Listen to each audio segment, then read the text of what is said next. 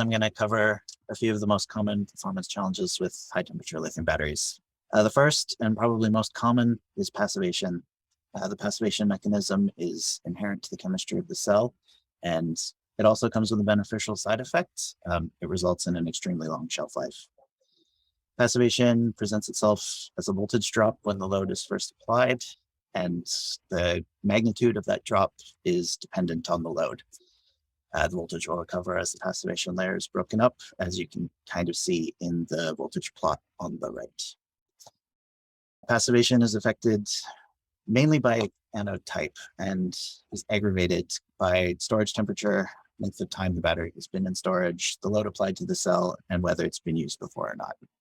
Here we're going to kind of go through the mechanism of passivation. Before the electrolyte is added to the cell, there's no passivation present. Once it's filled with electrolyte, the passivation layer starts to form quite quickly, and the passivation layer thickens over time until it hits a point of stability in storage. It'll remain this way until the battery is discharged. So at low rates, the lithium-ion can penetrate the passivation layer without breaking it up, which is why you don't see much of a voltage drop under light load. As discharge rate increases, the passivation layer must be broken up to allow for the ionic transfer. We see the passivation layer breaking up slightly here at low discharge rates, and it continues to break up further at moderate rates. At high discharge rates, the passivation layer is almost entirely broken up and results in our light bulb burning as bright as possible. And finally, once the discharge stops, that passivation layer will reform. It'll be thicker than it originally was, mostly as a function of there now being more surface area than there was before. This is the reason why you will often see performance differences the second or third time you run a battery that's been used previously. So how to deal with it? It's dealt with by applying a load to the cell or battery. The load can be as simple as a resistor, or it can be a little more intelligent, like a programmable depassivation load built into the battery gauging system, or it could even be the tool string itself. If you do need to depassivate it, it'll typically need to be done fairly close to the time you're going to use it and after a prolonged storage period. The manufacturer of the cell will provide recommended depassivation loads to be used with their stuff, and those can be provided to you or pre-programmed into the battery gauge. The next performance challenge is cathode freeze-over, and unlike passivation, this one's irreversible. Under normal discharge, as shown on the left, the lithium chloride and sulfur deposit into the pores of the carbon. Under abnormally high discharge rates, as shown on the right, the lithium chloride and sulfur deposit on the surface rather than make it into the pores, blocking the transport of those ions. Once it happens, there's much less active area available, and the result is an irreversible capacity loss. This voltage plot here kind of shows what that looks like as a function of loaded voltage. The green line shows a typical discharge, and the red line shows an abnormally high one, which results in cathode freeze-over. As you can see there, the voltage continues to fall quite rapidly, and it produces much less capacity before reaching its fully depleted voltage. And finally, high temperature operation. In order to allow operation up to 180 or 200, the lithium anode is alloyed with magnesium to raise its melting temperature. This allows the cells to operate at the temperature needed, but there are a couple of side effects that affect operational procedures, primarily centered around passivation and low temperatures. With these, it's necessary to depassivate them before use, and the methods we just talked about can be used here as well. But these cell types are not particularly active at low temperatures. So depassivation shouldn't be done at very low temperatures. Having said that, external heat sources shouldn't be applied to the battery in an attempt to depassivate them, as this kind of raises the safety hazard significantly. Which is a good time to hand it back to Bob to talk about some of these safety concerns. Thanks, Mike. This first slide talks about the different failure mechanisms that can occur to a lithium cell. We have a few things that may occur. One is a leak that is a concern, of course, but that could be due to various things such as some defects in the cell, like a glass metal seal crack, rim weld, stainless steel can failure, these are actually very rare to occur, but probably more common would be when the temperature reading of the cell is exceeded.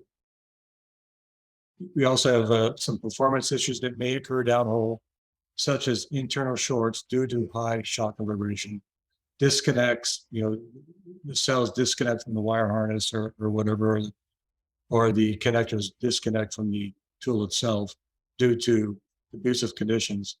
And also, as Mike mentioned earlier, the cathode freeze-over effect.